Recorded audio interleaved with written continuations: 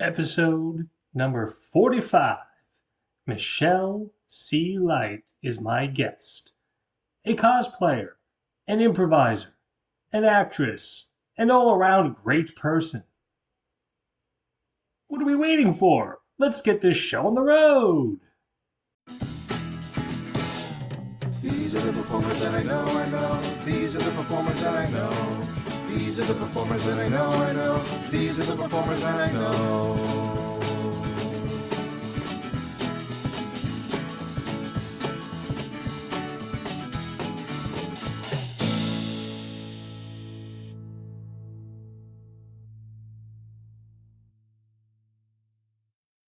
All right, everybody, welcome to another episode of The Performers I Know. This is episode number 45.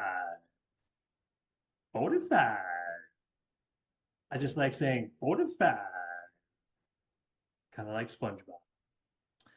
This week, my guest is well, I don't know if she does more cosplaying than acting because she's well known in the cosplaying community, as far as I have been told. And she's a performer. She's done acting and improv in the past, and now she's my guest here. Ladies and gentlemen, please give a warm round of applause to Michelle C. Light. Michelle, welcome to the show. Thank you so much for having me, Dane. It's an absolute pleasure.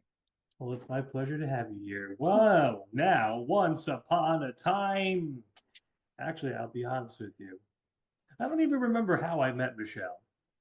I I do. know that she came a friend of ours through Mike Riley's various things. And yeah, I think, was it Rick Tarasi that you Yes, it was Rick Tarasi and it was Cards Against Humanity on the Mental Cast. And that was my first time being a part of something with you guys. It was about, I think it was like 2013, 2014.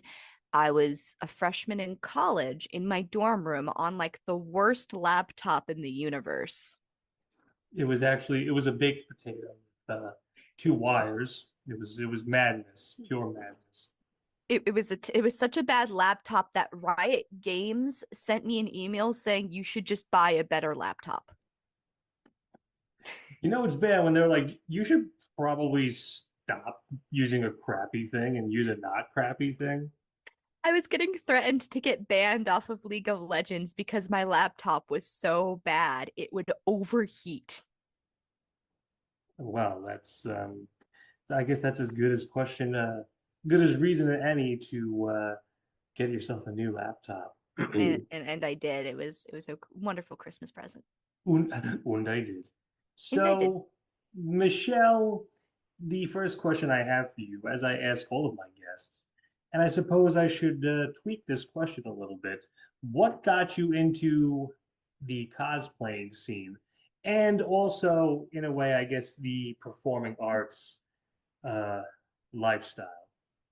Uh for me, my introduction to cosplay and like improv and acting came through cosplay events where you're acting as a pre-established character, which was about the same time that I did something very brave for the first time, which was I auditioned for a musical, And what musical was that? Rent. Ah, okay. And I just thought, I'd give it the good old college try. I was a nice bright-eyed college student. Um, I didn't get in, which was completely fair. I had zero training, zero like I was just hoping just to be able to be involved with something. I had zero training. I am a much better singer than I was now than I was 12 odd years ago. And but the one thing I did in that audition room that stuck with me for the rest of my life was we had to do a scene where we were reading, where we would read it once as character A and then once as character B and then a third time with a twist. And the twist was that the two characters arguing about their romantic relationship were conjoined. And on the off the cuff, I had improvised some lines based on that because one of the lines my character was supposed to say was, "You were getting upset at the concept of me getting pierced." I switched that up to going, "And you were upset at the concept of me wanting to get us pierced because we were conjoined." And the laughter from the people hosting the audition stuck with me. And just that sort of off the cuff fly thing was like, this is what I'm good at. I'm good at making people happy and making people laugh. Maybe I should try doing this more in the future. And that was right before I got invited to do an improv podcast.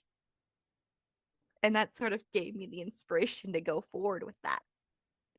Is it bad that the only thing that I'm stuck on is the fact that these two lovers, married couple, are conjoined? Like how does that happen? Did they have a soldering iron and on a Friday night, nothing better to do? I don't know. I didn't get to ask that point. It was just they probably just picked a random curveball to throw. I mean, to show how my mind works, I would be the one to be like, that doesn't make any sense. And then they would show me the door. Also, the fact that you said that you were a much better singer now than you were. Mm. I was a terrible singer when I was younger. I still am a terrible singer, but I was a terrible singer back then too. Ah, yes, the Pokemon evolutions of music. Yeah. Uh, Well, I'm the type of person where it goes, what? Dane is evolving? And then they're pressing like the A button to cancel the evolution. It's Dane is the Shuckle of Pokemon. I don't know what seven of those words mean, but I'll take your word for it. I feel like I'm more the Goldeen of Pokemon. Goldeen at least evolves. Shuckle is just one form, and it's this like turtle. I'm doing the old Shucklebuck, you know what Yeah. I'm saying? So Oh, Michelle parlayed her improv skills and her cosplay skills into a menagerie of different things. But she's done a couple of projects with me.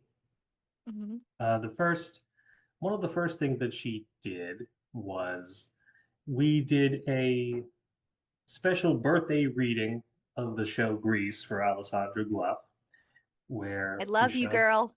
I love you, where girl. Michelle played Patty Simcox. Mhm.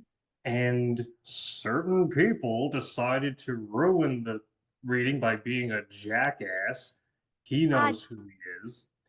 I say dilly dally, shilly shally. Things, you know, you can't control everything in a chaotic environment, and acting, while it feels like it's so controlled, can be such a chaotic environment. And I just try to say water off a duck's back. Yeah, yeah, you're much nicer than I am. I would just tell him to go F himself. But I digress. Um, yeah, you got to play the nerdy, over the top cheerleader. Mm-hmm. Um, would you say that that is your natural disposition, or, you know, are I you it was very interesting playing a nerdy over the top cheerleader, but set in a much different time period than like where I went to high school. And part of me got worried that some of the words I were gonna say were one of those like words that aged poorly.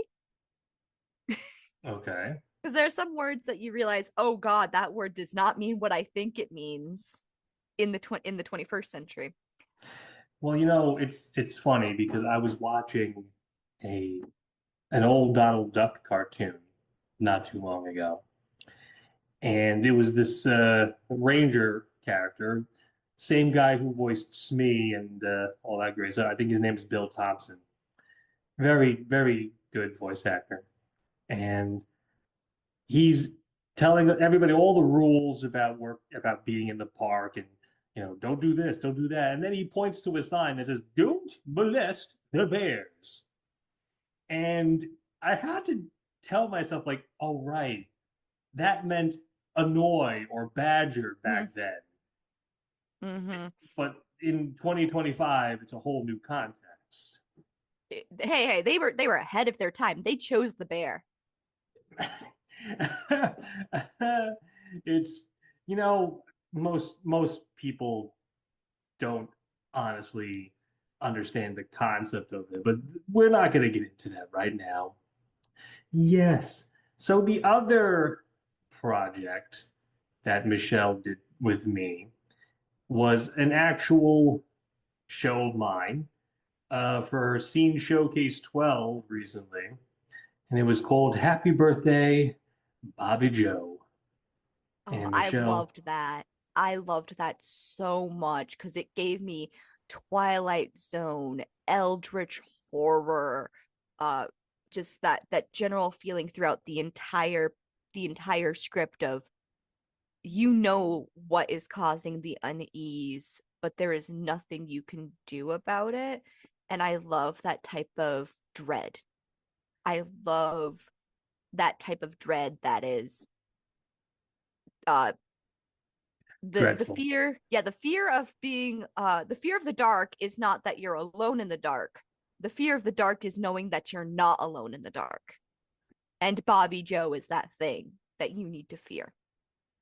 Well, it's funny that you mentioned Twilight Zone because that was my inspiration because as everybody knows, well, or maybe they don't know, rather, there is an episode of the Twilight Zone where there's a young boy who basically is holding the entire town he's in hostage, basically making like, oh, it's my birthday every day. Oh, candy for breakfast, this, that, and the other thing. And if anybody steps out of line, he banishes them to another realm. And that was kind of what I was going for with Happy Birthday, Bobby Joe. Uh, you got to you got to be virtually married to Jason Amherst in that show, another Love friend him. of the show. I love him so much. He is the if I had someone that I needed to act being married to, me and Jace just bounce off each other so much that it works so well to have him as a scene partner. I mean, you've been virtually married to many people. Mike Riley, for example. Yes, my illustrious online wedding career. Because that alimony check for those all those virtual V-bucks. He pays you 400 virtual V-bucks every week, Yep. and in exchange, you don't hit him with a soldering iron in the back of the head. Yeah, It's no, that soldering iron's got to be good for something. We can't be conjoined. So it's a good trade-off. It's yeah, a it's a very good good trade-off. trade. It's a good trade-off. Yeah. But yeah, you kind of actually I was going to ask, what you thought of like the horror genre in particular, because I tend to notice sometimes when it comes to people who I've worked with on my virtual shows. Some people just only like one genre to do. Like they'll do comedy Mhm. scenes, but then they'll be like, drama scenes, horror scenes, romance? Ooh, no. And Mhm. some people like to do, dramatic things and they hate to do comedy. Well, would you say that you land somewhere in the middle of that? I land somewhere straight in the middle of that throughout all of my projects. I've done horror, I've done comedy, I've done romance, I've done so many different aspects of exploring the sort of JoJo's Bizarre Adventure stand profile of my acting profile. It's not just one line pointing straight at one thing. I find myself enjoying a wide range of scripts, stories, scenarios, all of it. Yes, indeed. I used to be the type of person that really preferred to do comedy. I was never really a dramatic type actor when I was younger. I would be very like, something serious? I don't think I want to do that. But as I got older, I started to realize, if you just pigeonhole yourself into one genre, you're going to miss out on a lot of great shows. Mm-hmm. And when I did virtual theater in 2020 with my group of friends, and it actually introduced me to several shows that I never would have done in person if it hadn't been for, the fact that we couldn't go anywhere. So I was very happy to see that. Yes. And Yeah. in your getting back to cosplaying, Mhm. do you remember what was the very first thing you cosplayed as? Yes, I do actually. The first thing like I was super proud of doing was I cosplayed as Haruhi Fujioka in 2013. Uh like Heart Attack, Fountain Soda, great character. from Oron High School Host Club. And the From best part was Moron High School Social Club. Cool, cool, cool. I got to use my real hair and like I didn't have to wear any makeup because I looked very androgynous back then. And Okay. it was a lot of fun. I competed in a death match fighting against other characters from across media, made it to the semifinals. It was all based on audience choice. And I got killed by Captain Jack Sparrow. And I it was swear, I thought you were gonna say Captain Planet for a second, like Captain Planet. He's a murderer. it's He's not he just murdered a high school girl. No, it was Captain Jack Sparrow, and it was amazing. It was my first time doing the improv and doing like physical comedy. And that just sort of stuck. That was also another one of those just stuck with me moments where year after year I kept doing these events and doing these improvisational things and eventually coordinating and hosting these events so other people could enjoy these moments as much as I had. And that was my goal when I reached a certain age, was to help facilitate joy for others. Now, when you say death match, do you mean like wrestling, like a no rope barbed wire C4 explosive, hot poker up the butt match? No, no, no. It's more like MTV celebrity death match. Okay, I want a good clean fight here, but it's all like acting. Like there's a few stage performers I know who do a lot of physical comedy with this because we do get a little bit of chance to improv and rehearse before our next round because we don't know how the audience is going to vote. We don't know who's moving on to the next round. So we get a little bit of time to actually go, okay, I'm going to go and sweep in with this. And you're going to do like, we get a little bit of time to coordinate these fight scenes.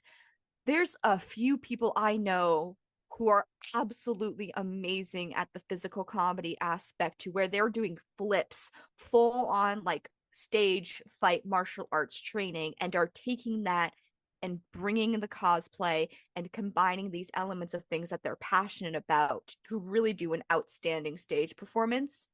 Uh, and like one of the people I think of off the top of my head is one of my favorite cosplay friends who does Jackie Chan from Jackie Chan Adventures and brings like their own ladder props that they can actually use as like it's safe, like you can hit someone with it. Interesting. And it's just it's the passion of everyone and it becomes so infectious that you just can't help but want to be a part of it. Since we're talking about different costumes and different wigs, I have a small rant that I want to go on that this may or may not be addressed to Michelle. Because for Scene Showcase 12, I I did like a ending credits where I put the pictures of everybody who was involved in the show. And somebody who may or may not be on this call, every single picture of this person was some kind of cosplay thing, and like a lot of stuff where it's like I don't know if that's a kosher picture, and if it wasn't a cosplay, it was an outdated picture. So I may or may not have been pooping my pants. Like, what? I need a picture of this person. Damn it. Suffer. Huh? I said suffer. Wow. Okay, that's not Un- cool. I'm so sorry about that. Because of my wide range of, I've had so many hair colors during the pandemic too. The picture that I did end up sending you was the headshot that I regularly use. Um, and is part of like the headshot selection that I have that actually got me to be an extra for a movie that I was really excited to be a part of. That I can't tell you which movie, but I can say the experience was one of a kind. Oh, well, I mean, this, all right, well, that would have been a great question to ask, but since you can't talk about it, got to scribble that one off.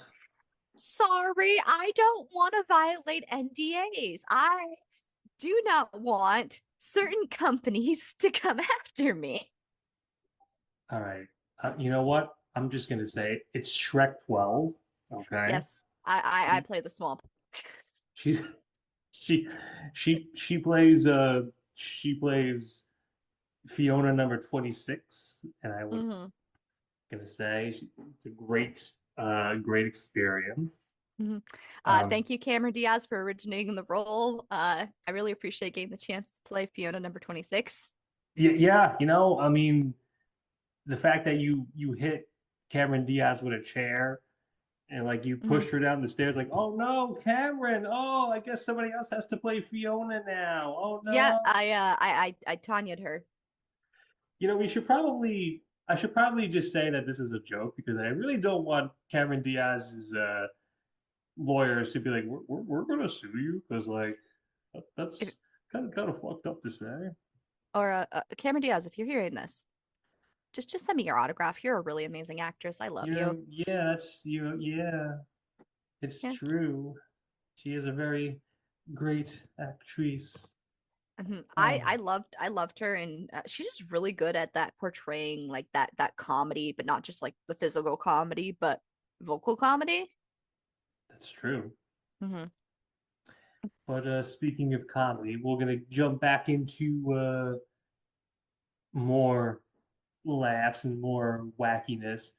You have done improv with Mr. Mike Riley before in the form Yes. of You Can Be Serious. What is it like to do a kind of Whose Line Is It Anyway inspired improv show? Oh my goodness, it was absolutely amazing. I always say absolutely amazing, and I need to come up with better ways to describe things so people think I'm being genuine, but I am being genuine. Uh, it was really gave me a chance to sort of break out of my eggshell, especially with a group of talented, amazing, and wonderful people every single episode I was on who gave me that like level of comfort and security to sort of just break out and try to do new things. It's also where I started to realize that, I have a talent for making my voice do different things. And it sort of helped me, like doing You Can't Be Serious not only helped me as a person break out of my shell, but also helped me as a performer realize that I have far more scope of range than any anyone that I could like anyone I could think of outside of myself. Like it made me realize, oh, I can do silly, serious, sultry is another S word. I can do this and I can do this off the cuff stuff. And it helped me break into tabletop role playing to where like, cool, I have my character sheet, I have my stats, but I also have my character. She's a level 47 orc mage who smells like lavender and poops gold. It's true. She showed me the character sheet, of course. Yes, of course. Lavender, the orc, smells like lavender because she spends most of her days in her herb and spices farm gathering magical components for her spells. Yeah, you see, it's this is how great her improv skills are. I was making a joke and she justified it. See, Hmm. that's what's called yes and. Yes, and In oh my the goodness. One of the the moments that haunts me though is the one time I said no during an improv scene, and I still think about it about 12 years later, and I feel like such a piece of garbage. a piece of garbage. A piece of garbage. Charlie, I'm the trash man. I said no in an improv scene. They threw trash at me. That's exactly how I feel every time I like have a flashback to that. I'll be like 1 o'clock in the morning trying to get to sleep. Hey, remember that time you said no during an improv scene? Not fun. No, I had just I'm gotten over I'm such a failure. it. Oh my goodness. Well, ladies and gentlemen, as I look at the old clock on the wall, the non-existent clock on the wall that nobody but me can see, I am seeing that we are running a little bit out of time. But Michelle, my last question to you is if somebody were to come up to you and say, "Hey, Michelle, I want to do cosplay or acting or improv," what would be the piece of advice that you would give them in order to best succeed in jumping into that? But the first thing I'd say is just do it. Absolutely, just do it. There are so many online resources for buying cosplays, being able to put them together from your closets. Uh, if you want to sew and do sewing like I do, you can sew and make your own cosplays. However, you want to cosplay is valid. If you want to get into improv, look for some improv groups near you. See if any of them are doing classes or if any of them are just open to emails for questions. Don't be afraid to put yourself out there because you might be surprised at what you find and you might end up growing and becoming a better person because of it. True words have never been spoken. Well, evidently, ladies and gentlemen, as our outro theme plays us out, I want to thank my guest, Michelle Seeley. Michelle, thank you so much for joining us. Thank you for having me, Dane. And we will see all of you on the next episode. So long, everybody. These are the performers that I know.